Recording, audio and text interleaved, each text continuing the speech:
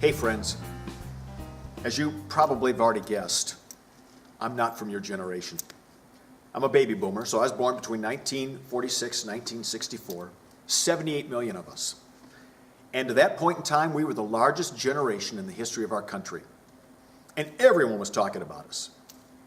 And then you came along.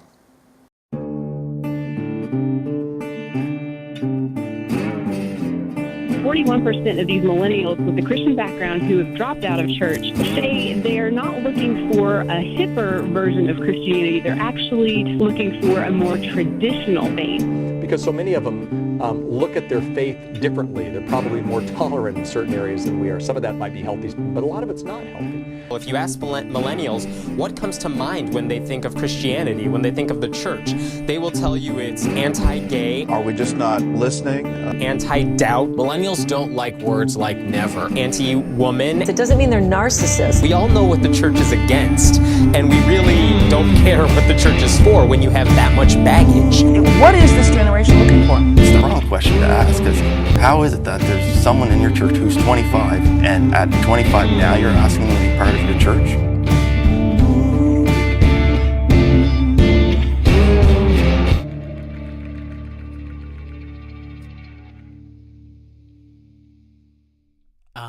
Church.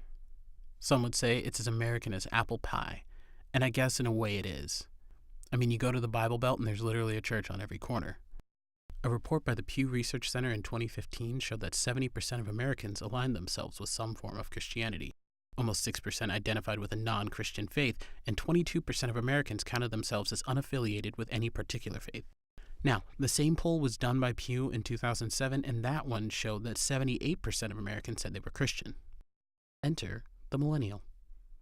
Millennial, the name for a generation that cannot be defined. Seriously, it can't. For much of the 2000s, as recently as that little Pew poll we were talking about, nobody has been able to define who or what a millennial is. Our generation either starts in 1980 or 81. It ends in 1994 or 96. Who am I? Ah! All this brings us back to the church's issue. Millennials don't like to go to church. Pew Research estimated that 35% of millennials are religiously unaffiliated, which has put the American church in a very, very bad situation, and it's scrambling. Young hip guy welcoming all with graphic tee and cool glasses.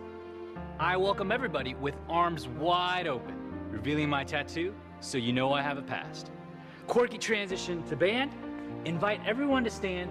Let's do it. Coming soon to your town, a new kind of church. None of it's worked. Millennials aren't going to church. There's been some research done on why and what can be done about it. The Barna Group and Cornerstone Knowledge found that in 2014, 67% of millennials preferred a classic church over a trendy one.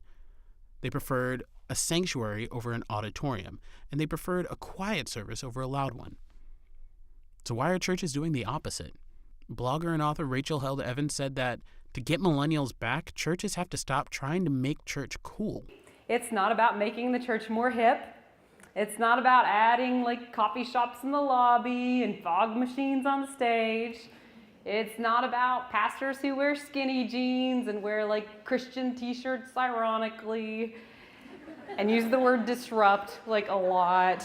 We wondered what millennials were looking for in a church, so we asked one. I think authenticity is important in life in general, and especially in church.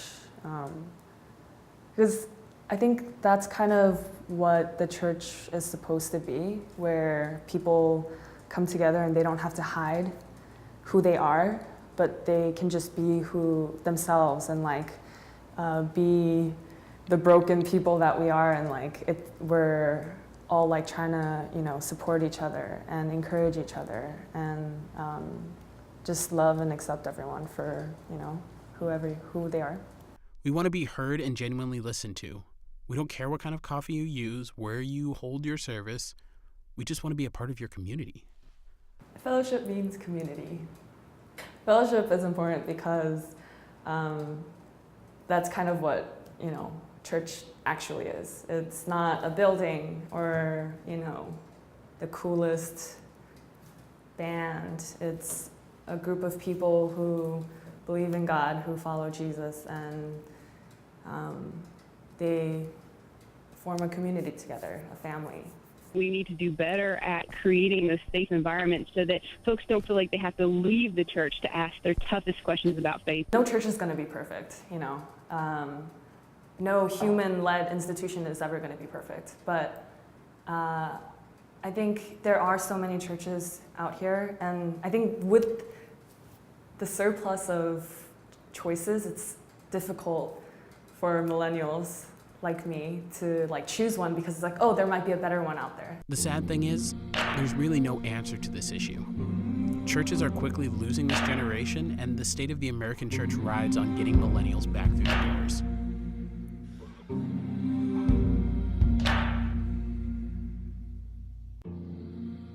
Millennials are never going to fit the mold of American Christianity, nor do we want to. We're interested in being seen as individuals and not a generalization. We want a church that doesn't hide when things aren't okay. If you want millennials back in the church, stop pushing us away and embrace us for who we are. As for you millennials, your job is to commit. Understand that if you want change, you have to be change. It's time to stop looking for something better and change what already exists. It's time to meet each other halfway.